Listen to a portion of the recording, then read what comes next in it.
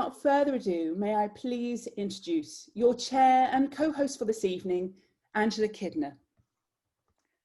Many thanks, Rachel, for your introduction, and to you and all the other people who've worked behind the scenes to make this lecture series possible. We're also very grateful to the National Lottery Heritage Fund and for our other sponsors for all their financial support, and to those of you who've donated too. And welcome to you, our audience. Even though we're not physically together, it is a great pleasure to know that you are all here and share an interest in Twickenham's rich cultural heritage. As you may know, we were planning a series of events on gardens and grottos for the annual Twickenham Festival, which was scheduled for June 2020. Obviously, the COVID-19 pandemic meant that the festival could not go ahead. But a number of historic venues in Twickenham decided to work together to share our enthusiasm for the people and places of this most genteel suburb of Bohemia. We created this virtual lecture series to showcase the Twickenham Luminaries. Each lecture stands on its own, but if you attend more than one, you will discover all sorts of surprising connections between our luminaries. Now, I am delighted to welcome tonight's speaker. Judith has given me a very modest account of herself, but I shall ad-lib just a little. Judith Hawley is Professor of English at Royal Holloway, University of London. She is a frequent contributor to radio and TV programmes on a range of literary and cultural subjects. She says that one of her proudest moments occurred when Lucy Worsley sat on her lap. I think this might be worth a question later. Judith is, of course, a trustee on Popes Grotto Preservation Trust, contributing both her huge expertise, boundless energy to our project to preserve the grotto for future generations. Her talks and appearances, often in 18th century costume at our fundraising events, have enthused and informed our many supporters. This lecture series owes much to her verve and commitment. In her talk tonight, she will attempt to reconstruct the interior of Pope's Villa, a building that was destroyed over 200 years ago. I can't wait to see inside. Over to you, Judith. Thank you, Angela. Thank you very much indeed. And thank you to Rachel for organising this series. So my subject today is the home and workplace of the 18th century satirist Alexander Pope. And Pope, in case you don't know, was the most important British poet between Milton and Wordsworth. He was born in 1688 and died in his villa in Twickenham in 1744. I'm going to begin by reflecting for a moment on why it is that writers and artists' houses have become so popular. Why is it that we want to know more about our writers through their dwelling places? Some critics have been rather sceptical about this. Simon Goldhill asked, what would you really learn by staring at Martin Amos's desk or Philip Roth's kitchen table? So, you know, this banal aspect of their life clearly can't tell you anything about their imagination. Nicola Watson, who's a very interesting critic and historian of the phenomenon of visiting houses, is sceptical too, but she says that houses are associated with the writer, provided a fitting habitation for the individual and collective imagination. So individual visitors to writers' houses have a sense of connection with them. And also the houses become sites for the public. I mean, they attract public funding, public events. As a nation or a community, we can celebrate our writers through preserving their houses. Pope's house in Twickenham was a celebrated site even while he was alive. And after his death, and it went through various hands, it was already on the sort of tourist trail. Here's an interesting book called A Peep into the Principal Seats and Gardens in and About Twickenham, The Residence of the Muses. And this is a book by Joel Henrietta Pye. And she mentions Pope in passing. So you could actually go on a sort of a day trip or even take a long weekend traveling around this sort of Arcadia of Twickenham, visiting a number of different houses.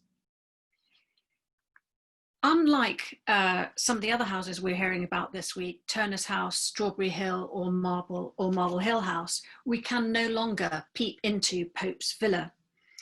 The main building no longer survives. We still have the grotto, but the grotto isn't quite in the state that it was when Pope was alive, though we are working hard to preserve it in its current state to make sure it doesn't degrade anymore. But why has Villa, why does it no longer exist, given that he was such a celebrated writer before and after his lifetime? Was it subject to fire, the ravages of time? No, the story is actually more disturbing than that. Pope's Villa was a victim of his popularity. He complained that even when he was alive, people would beat a path to his door. And there's a wonderful extract from his long poem, An Epistle to Arbuthnot. Arbuthnot was a good friend of his. Shut the door, good John, fatigued, I said. Tie up the knocker, say I'm sick, I'm dead. John was John Searle, his servant. He's saying, don't open the door to these people anymore. And then he goes into rhapsody. What walls can guard me or what shades can hide? They pierce my thickets, through my grots they glide. By land, by water, they renew the charge. They stop the chariot and they board the barge. So even after his death in 1744, so many people came to his house that the person who bought it in 1807, Baroness Howe, couldn't be doing with it. So she decided the best thing to do was simply knock the villa down. She knocked the villa down completely to the ground, leaving only the grotto as a convenient underpass to her garden on the other side of the road. So celebrated was this destruction that another of our luminaries, J.M.W. Turner, painted this view of Pope's Villa at Twickenham during its dilapidations. He also wrote a really rather bad poem about it. But we know a lot about what Pope's Villa looked like from the river. There are numerous paintings because he was such a celebrated writer and such an important figure. Lots of people did paintings and then engraved them. There are well over 50. He sometimes refers to the interior and contents in letters to his friends. And there's another very important source. After he died, when the contents of his house were being valued for probate purposes, the clerk went round with, I can imagine him with a clipboard and a pencil tucked behind his ear, using very, very bad spelling, describing and enumerating what was in every single room of the house. So that's given us quite a lot of information of what the house was like. And later in this talk, I'm going to give you a sneak preview of a digital reconstruction that an expert called Paul Richards is doing in association with the Trust. He's making a virtual Arcadia. And before too long, we'll actually be able to visit Pope's Villa in digital form. And if you check the Popes Grotto website, you'll find out when that is. It's not going to be for a couple of years, but we'll let you know. So let me go back just a little bit to the time just before Pope moved to Twickenham. He moved here in 1719, having been born in 1688. How and why did this poet move here? How could he afford it? He actually made quite a substantial sum of money from translating Homer's The Iliad. It made him enough money that he could afford to build his own house. And at first, his friend Richard Boyle, the third Earl of Burlington, encouraged him to build on a plot behind Burlington House. Burlington was parcelling up the land behind what's now the Royal Academy and selling it off in plots. And one of Burlington's favourite architects, Colin Campbell, drew up plans for a house. But Pope, I think, found it far too expensive for him, but also, I think, didn't really want to live in central London. And he actually wasn't really allowed.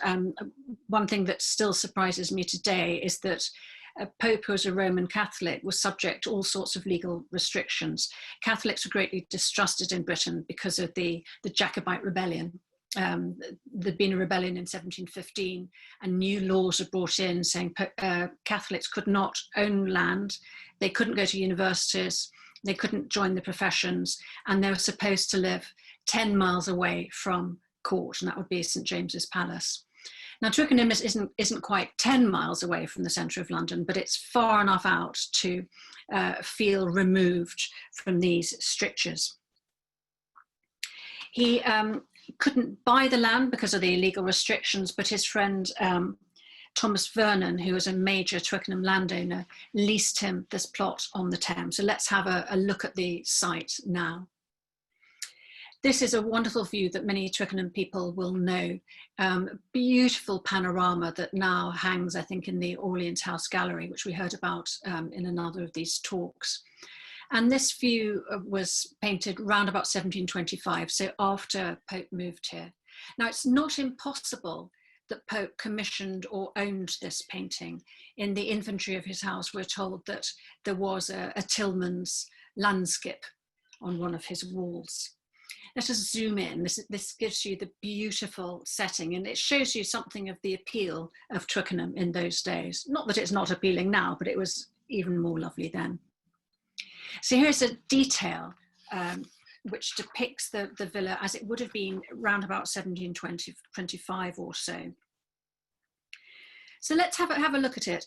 If we work from the bottom up, on the very bottom level, you can see a big dark arch. That is the entrance to the tunnel and grotto that went underneath his villa, under the road, which is quite a busy road, through to his garden, his important 5-acre garden on the other side of the road. There are steps leading up on either side of the grotto entrance to a sort of little a doorway with pilasters, so it's almost flush with the wall. And there are 4 stories, including this basement story, 2 main stories, and then one on top. This frontage faces sort of eastish. On the right of the painting, there's the north side, which had beautiful balconies and large windows overlooking. You had a view of the curve of the Thames, and you could look through to Twickenham village. Now, who built this? Pope was a great one for sketching things out on the backs of scraps of paper. And he was constantly sort of fantasizing little buildings and plans for himself. It's possible that he sketched something out, but then he worked with a very important and famous architect, James Gibbs. James Gibbs was also a Catholic, but he kept his religion more private. He's been called the favourite architect of the Tories, 18th century Tories.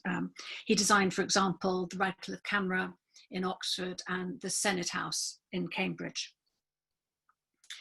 Now, those of you who've lived in a house for any length of time will know that part of the pleasure of it and kind of an addiction is remodelling. Oh, I wonder if so-and-so is just on their side return. I'm thinking about maybe wouldn't our kitchen look so much better if it was bigger, or the kids are outgrowing their bedrooms. Perhaps we should go up into the loft. And Pope was no different. So as soon as he'd got the house and grotto and gardens of estate he liked, he started planning additions, improvements and extensions. And he worked this time with William Kent, another very influential architect, and also, like Pope, a great garden designer whose enormous gardens have been very, very influential around the world. And here's a view from 1755 of the grotto as it was remodelled with the help of Kent. And I'm going to find you a better detail, a more detailed view of it. So this is a view from 1735, and I'm really fond of this view because you can see a boat arriving up the Thames. A lot of visitors would have come that way, people climbing out of the boat, and Pope in teeny tiny figure just about silhouetted in front of the grotto entrance, welcoming his guests. And he's got various dogs. He had all these big dogs who are always called Bounce, who are coming out to meet the guests. The main improvement here, or the main change, is a portico that he's built in front of the door. And it does several things. He's built 2 rooms on either side of the door, out at the front of the villa, which are still there. They form these new chambers in the grotto, and they have little windows. And then there's a terrace on front of those 2 rooms with balustrades around it, with pillars, and then another sort of balcony on top. And then the strange things are angled pieces on either side of the rooms, which we're not quite sure what they are. They might be cold frames or something for the garden. But one effect of that is it means that there are no longer any stairs approaching the main door from the front garden. So in order to get into the house from this side, you would have to go through the grotto, and Pope would take you on a tour through the grotto, pointing out its many features. And then you'd go through a little staircase, and you'd actually end up going up the back stairs from the kitchen into the house. There was also an entrance via the balconies on the right-hand side of the house, and then also from the main road. Now, so those are the details and the sort of physical approach to the house, but let's think about what they signify in cultural terms in the 18th century. The house in this view is substantial. It's grander than the little cottages on either side of it, but it's not as grand as the great houses being built by the noblemen, by the Whig grandees, by Robert Walpole, for example. It's comparatively modest. It also looks much more symmetrical and ordered than the cottages on either side of it, but it's not really symmetrical enough, I think. It's something odd about it. Burlington and Kent were not happy with the portico. I think they thought it was really clunky, and if we were to zoom in very carefully, you would see just the details are inelegant. Often Pope's house is described as Palladian, but it's not really, strictly speaking, Palladian. Let's put it next to one of its Palladian neighbours, and this is a house that many of you will know. So this is a slightly grainy image of both houses, but this is Marble Hill House next to Popes Grotto. Now, the whole point of Palladian architecture is that it's symmetrical, and also that it's rigorously unadorned. It doesn't have too many fancy details. And if you look at Marble Hill House, it's got this classic Palladian thing of a central block, 3 windows, flanked by 2 bays with 1 window each. That there are lots of squares, there are cube forms, either squares or half squares, and also that there's a straight line at the roof there. You can compare that to Pope's house. It's got some of those features, the central bay with 3 windows, the recessed bays with 1 window each. But the sides have got 3 stories. The centre's got 4. The bays are set down and back, and then there's this rather awkward balustrade on the top. There's also quite a lot of ornament. There are these coins, I think they're called, these sort of chunky brickwork along the side. Later on, he made the entrance to the grotto look much more rustic with rough stones that Kent put in. So it's not, strictly speaking, Palladian. It's also, it was described by another of Pope's neighbours as small and bad, and that was by Horace Walpole. We've heard about him and Strawberry Hill. I think the house was built to his proportions and in some ways in his image. So the house embodies him in some way. He designed it for himself. Now, some of you will know already that Pope was a very small man. He was about 4'5", which is 1.3 meters. He also suffered from very early age from a progressive disease called Pott's disease, which was a tuberculosis of the spine, which meant that he didn't develop to full height and his spine became increasingly curved. It left him with living in constant pain, a great deal of physical difficulty. And also it made him subject to ridicule. He's constantly having to defend himself in rhyme.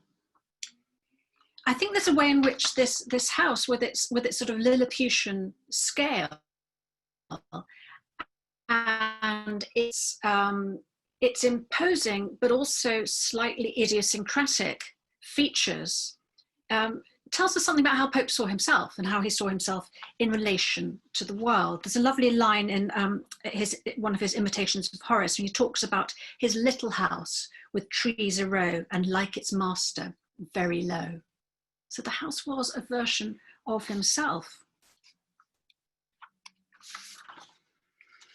It's not just a house, it's a villa. And what I mean by a villa is a kind of classical ideal of a house that's part of an estate, so it's on land that can sustain it. Pope's poems are full of references to his artichokes and broccoli and the things that he was growing. He liked to feel that he was independent. It's also a place of retreat. You retire from the city, you move up river to Twickenham, but not necessarily to retire from work altogether, but to draw back so that you can recoup your energies and then launch yourself again into society. And that is what Pope did. He retired from politics for a while. In the 1730s, he came back very strongly as the centre of the opposition against Robert Walpole. He also entertained friends there, and that's a very important idea of the classical villa, that Cicero had a kind of Tusculan sort of seminar series practically. His friends came and stayed and they discussed things. I think of Pope's villa as being a kind of, forget the bump, a Twikipedia, if I may. So I imagine Pope's villa as this place where he's created it for himself and for his friends. Now we've got a very good view of the front, the river frontage. We know nothing at all about the back yet, and we don't know what went on inside. Let me try to imagine Pope's villa.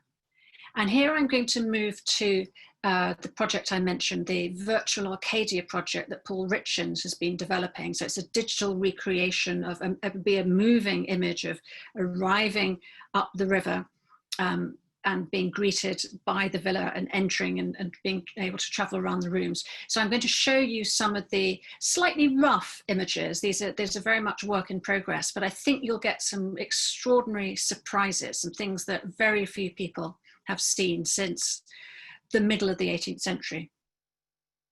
So we can get our bearings. This is Paul Richens' digital image of the approach up the Thames. It's very like the images we've seen so far. And this is the after Kent's portico has been built and it's been slightly rusticated.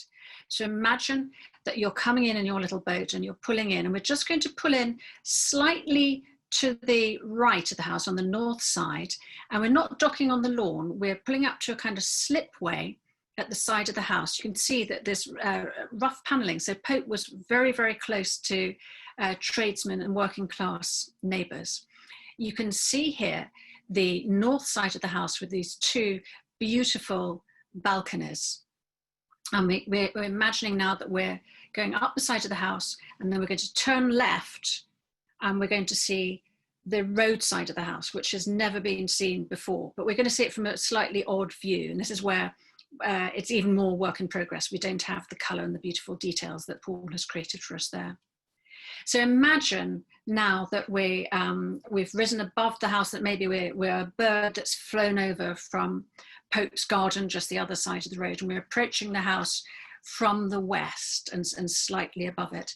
The funny white triangle you can see on the image is the entrance to the grotto as it comes into the garden, as it goes under the road and comes into the garden. And this is what Paul thinks the road side of the house would have looked like. It would have been right up against the road. So it's extraordinary. As I say, no one has ever done this before. And what Paul has also tried to do, and this is something that really fascinates me, he takes us inside the house. And so I'm now going to show you a couple of slightly grainy images, but a kind of like an architect's cross-section of the house. So imagine that wall that we just looked at, the roadside, and you take that wall away. This is what Paul thinks it might have looked like inside. And he's worked this out by following, among other things, Gibbs' book on houses, and so he knows where the load-bearing walls are and the thicknesses of the walls, the likely placing of the staircases and things. But also, do you remember that clerk who took the inventory for probate purposes of Pope's property, and he's followed his journey through. So if we go, I don't know if you can see number 3 there, that's the room that the clerk describes as the room next the road. Then we have number 4, the garret staircase. And on this staircase, number 4 going down, there were several large pictures and also a model of Burlington House, the current Royal Academy. And we have number 7 on the north side. There might have been, this is conjectural, a long room with windows on 3 sides, which which is known as the best room fronting the Thames. We also have the library, and I think this is room 11 below it. So Pope's library probably was on the west side, overlooking the garden rather than overlooking the river. The garden was absolutely important to him. We have the back stairs, and we also have, it's misnumbered 17, I think that's the little parlour. And then those arches at the bottom are the vaults which were incorporated into the grotto. I hope this is making sense to you. I'm going to show you a view from the other side. So this is as if we'd taken off the front of the house facing the river. Among other things here, we have number 5 was described in the inventory as the chintz room. Now that's usually taken to mean the Chinese room, and Chinese furnishings are very, very popular, but it might also have been chintz with a TZ, we don't know. We have the best room fronting the Thames again. We have a best staircase. We have a parlour, number 10 is a parlour, and a parlour was often used as an eating room. And there's also a little parlour, and a 15 in the basement is the kitchen. Now, Pope was entertaining guests here all the time. Lots of friends came. Among the most important guests ever to come were Jonathan Swift and John Gay. And in 1726, Swift, Pope, John Gay, various other friends, Bolingbroke, Dr. John Arbuthnot, all gathered in this house and worked on their separate writing projects.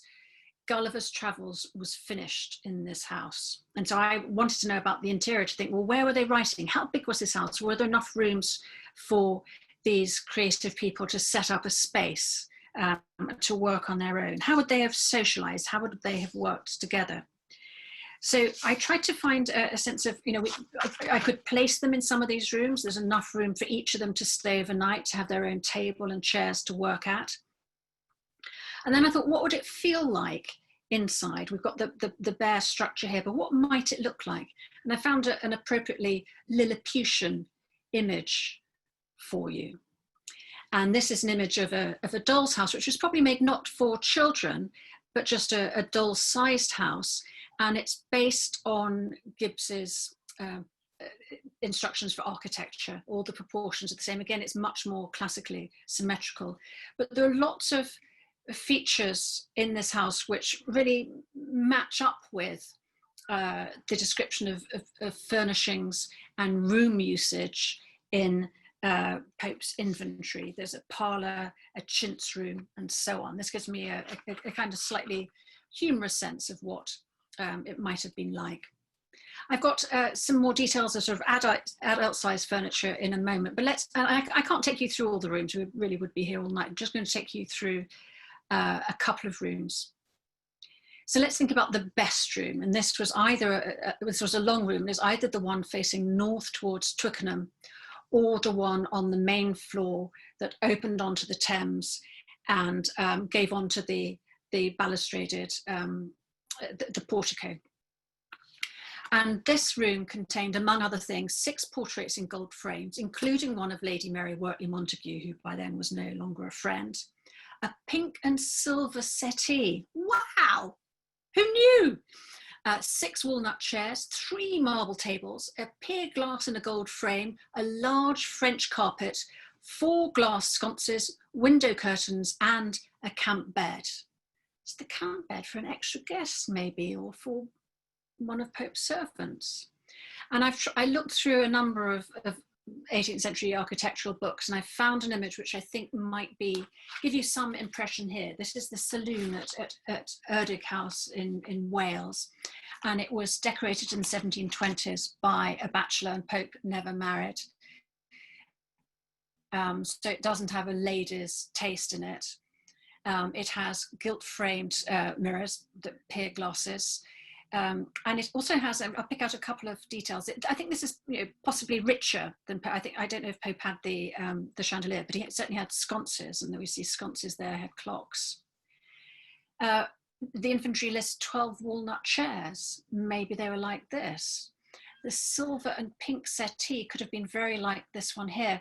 And for some reason, silver and pink were colours associated with taking tea. So I imagine Pope and Swift and John Gay writing in their separate rooms and coming together in the afternoon to sit and take tea on a sofa like this. Here's a Chinese room from the same house, Chinese wallpaper, Chinese bed. It's possible that Pope's mother, his beloved mother Edith, had the Chinese room, unless perhaps she had a cottage next door, we don't entirely know. Or Swift stayed here maybe when he was the honoured guest in 1726 and 1727. I mentioned that on the garret staircase there was a model of Burlington House, and here's a recently made model, so it might have been something like that. Now this is my final room, and then I'm going to leave you to your own devices. He referred in a letter from around 1742 to my golden apartment at Twickenham, where I sit like Apollo encompassed in my own gilding under 4 pillars of the Doric order on a throne of flame-coloured damask, where you may come and behold me in the fullness of my glory and majesty, wanting nothing but the laurel which you may find at Kibber's. So the laurel was the laurel wreath that Colley Kibber was the poet laureate. So he's imagining himself. So he's in a real house with real gilding, his own gilding that he's made. He's got his own columns, but he's imagining himself in this state of grandeur with his friends coming to visit him. And I wonder if this chair might have looked something like this. This is from a much earlier portrait. So this is a picture of his friend Charles Jervis from before he moved to Twickenham, but again, a red chair. And he's sitting, you know, he was a very crooked man sitting uncomfortably, but with his head in his hand, musing away. The person behind him is perhaps a servant coming to tie back the curtains, or his muse. This is a picture of a man reveling in his imagination. And that imagination, I'll argue, is embodied in his house. And there I will leave you. Thank you. Judith, thank you very much. That was amazing. It was a brilliant and informative talk, and it's actually opened a huge new dimension on Alexander Pope. We've known such a lot about his writing, and he's obviously famous for that, but to picture him in his own home is somehow extremely special. Thank you very, very much. My pleasure. We have a number of questions. If any of you are wanting to ask one, there's a reminder that you will need to do so via the chat function. Click on the button in the controls bar, which looks like a speech bubble, and the host's name will come up. Click the arrow next to Rachel's name, select mine, Angela Kidner. There are 1 or 2 coming in now. No picture of the grotto, somebody says. No, yeah, do you want me to mention that now? I thought the grotto is so much better known, and you can also visit the grotto physically. I've done talks on the grotto, and other people have too, but in 20 minutes I thought I would show you an aspect of Pope that we don't know about. Yeah. It provoked quite a number of questions. So in fact, if I group a few of them together about houses, one very interesting one, where villas only built on one bank of the river, the other side is so bucolic, where we see the boats being... Yes, that is a good question. I don't know that so much. Isn't there a story that that the respectable people lived on one side and the mistresses on the other? Pope is lucky not to have any building on the side opposite him, and there also were the 8 little islands which govern where you can build. But there are villas on both sides, aren't there? No. In fact, if I may put in there, I think that was the towing bank. That's where the rude, rough hailers towed their barges along, probably with very bad language. So maybe that's why.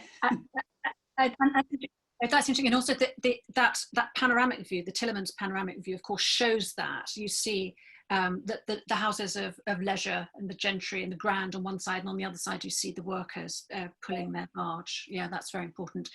But you also have these working people's houses interspersed with the villas for quite some time. I mean, there's a tanner 2 doors up. It must have been very, very smelly. it was a, you know, there was light industry interspersed all along that riverbank. Yeah. Yeah, one of the questions actually relates to the Tillermans and questioning where would the house be if it was still there now, questioning its placing and what are the two islands that are visible at either end of the panorama. Shall I go back and see if I can find the Tillermans? You can mention the islands, and this is where I confess that I actually live in Clapham. I don't live in Twickenham, so I don't know it as well as you. It's one called Popes 8, and is the other one Eel Pie Island or not? You're right. I think it's the Eel Pie Island. I'm not sure about the other 8 because I'm not sure if it's Radnor. So it's around Okay, Radnor. right. The house. What she's asking, what house is on that site now? So what happened was that Baroness Howe flattened the building completely in 1807. She kept the grotto and the tunnel, as I mentioned, and then she built a new house which was slightly to the north and angled slightly differently. So she retained the grotto as a freestanding structure and then built a house. And there are images of it if you Google Baroness Howe's image, and it was a sort of a mock Tudor-Beathan, sort of Swiss cottagey looking, I think absolutely hideous house. Oh no, hers had bays and was neoclassical, and then that went, and then another house was built, which is this sort of Tudor-Beathan house with half timber and red brick, and that now is a school, a really excellent school, and the grotto exists under the school. We have very, very good relations with them. And here's a difficult one. Is the Alexander Pope pub built on part of Pope's estate? And was it there when Pope was alive? Yeah, I think the pub is just off the end of it. I can recommend a really good source. Anthony Beckles-Wilson, who was a great Twickenham historian, has done a beautiful book which you can actually get through the Popes Grotto Preservation Trust, which has done extraordinary research on who owned each and every little strip of land, and he'll be able to tell you there's a map detailing who lived where. I think the Pope's pub is just slightly south of the boundary. So St Catherine's School, which is still there, is built on the site of the garden.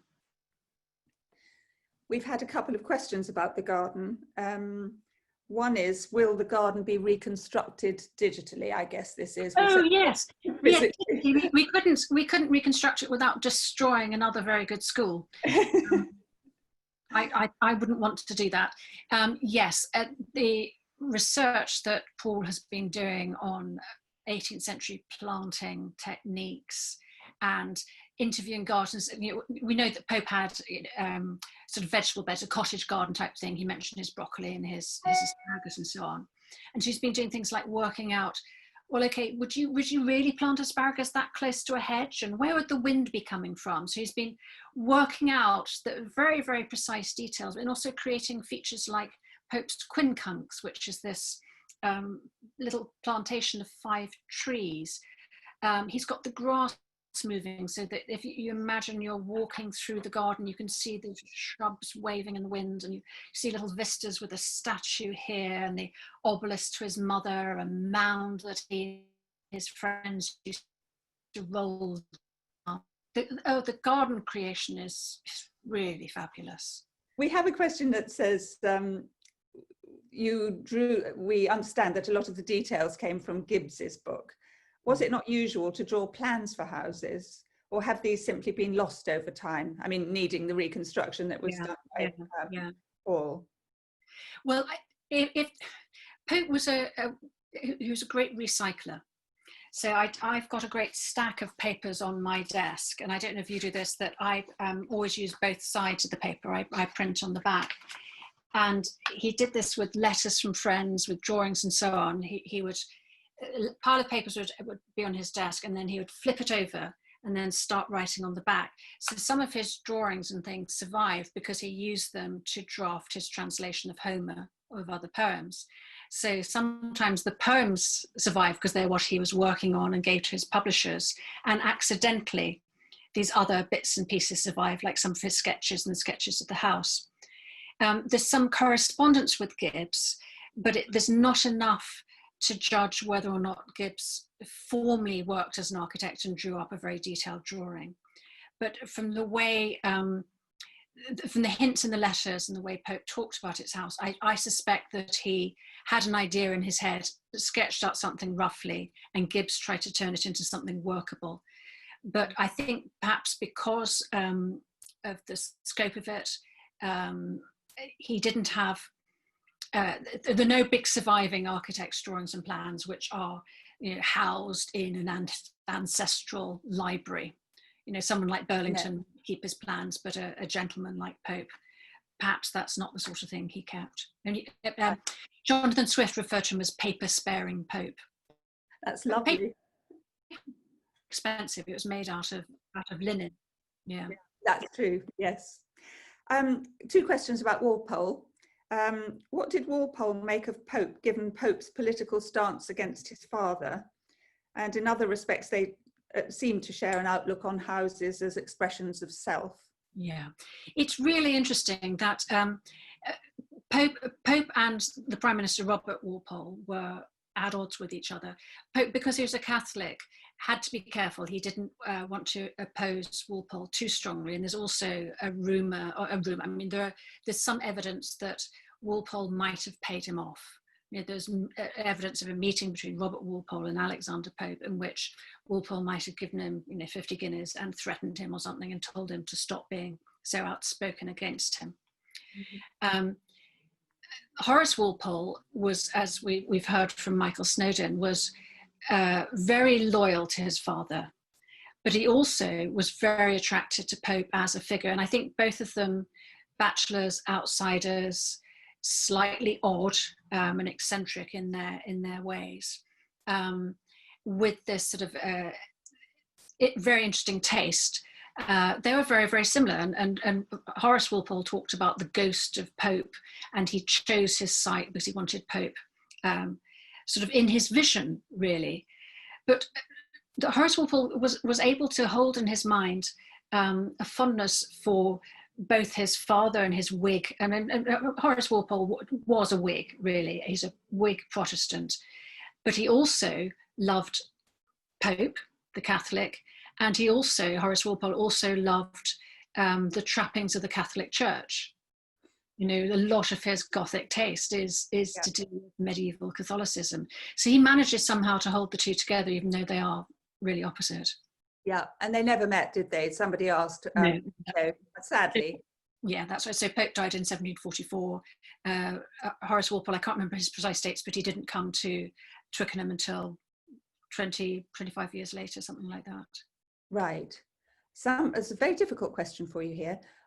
Would you be able to draw parallels between Pope's poetry in structure, style, even content, with those of the house? Yes, I think you can. That couplet that I quoted about trees all a row, the couplet is 2 lines of verse, and it's got this very sort of symmetrical structure that Pope didn't write exclusively in couplets, but 90% of his writing or more is in couplets, and that regularity of form, you see those little windows all matching up, but there are also irregularities, bits that don't meet up. And one of the things that Pope is a complete genius at, and literary critics say this all the time, that he masters the couplet form. So the couplet form is rather mechanical. It's 10 syllables in 2 lines, but you can place the emphasis in different parts of the line. You can divide the line differently. So he creates all sorts of rhythms in the language. Lines echo each other, that this couplet will join up with something that comes later on. So he's working almost like an architect or a designer, sketching out various patterns, sort of sinuous patterns of movement of meaning and feeling within a very organized and regular structure. Right, thank you. I'm just checking to see if some new questions have just come in. We've been asked when Paul's project will be finished and available. We're hoping next year. Very soon. Yes. Yes. Yes. I was in correspondence with him yesterday, and he said that the 2 images I had of the front and the side of the house, he said that these are new ones. The the architectural diagrams were older. They're from a year ago. Mm. Right, thank you. A question asking about Pope's mother. Did Pope's mother visit the villa? Pope's mother lived in the villa. So Pope and his family came from Windsor originally, and when the laws against Catholics were coming in, and Pope's father owned some land. Pope's father had been a linen draper in the City of London. They moved up to Windsor, Binfield, where they had other family. The laws came in about the Catholics not owning land. They had to sell it. They moved to Chiswick, and there's a pub on the Hogarth roundabout, Mawson Villas, I think it is, which has a blue plaque that you can visit. And I can't remember exactly when Pope's father died, but it was, I think, was it before or after he moved into the villa? But anyway, Edith, his mother, was a very, very important part of his life and lived in the house with him. And there are lots of letters to and from Pope about his mother's hospitality, and how visitors always asked after Edith and praised his mother as a wonderful old-fashioned hostess, giving such joy to the visitors. Pope's nurse also lived with them. This was quite common for your nanny or nurse, and tragically it was the nurse who gave him his disease. He probably got this tuberculosis from his nurse's milk. Oh, how sad. Yeah. In fact, this is a really good moment to start winding up because we're reaching the end of our time. The upcoming visit to Popes Grotto is fully booked, sob. How can we find out when the next visit will be? Yes, please go on the Popes Grotto Preservation Trust website. We're opening as and when we can at the moment, because COVID restrictions, especially this new rule of 6 and no mingling, as Priti Patel so wonderfully describes it. As I said, we work very closely with the school who now owns it, and they're extremely welcoming and generous. But as you can see, these are difficult times. In normal times, we open about once a month, and then in festivals like the Twickenham Festival, London Open House Weekend. And we also open for private visits if you contact us via our website. Hope to see you. It is a fabulous place. Thank you, Judith, and thank you all for your questions. And thank you, Judith, for a wonderfully entertaining talk. If you have not already donated, please consider doing so. The pandemic has shown our 5 heritage organisations the importance of cooperation to tackle our collective challenges. And it's also shown us, and I hope all of you, the discoveries and the excitement that working collectively provides. So once again, thank you for coming and good night.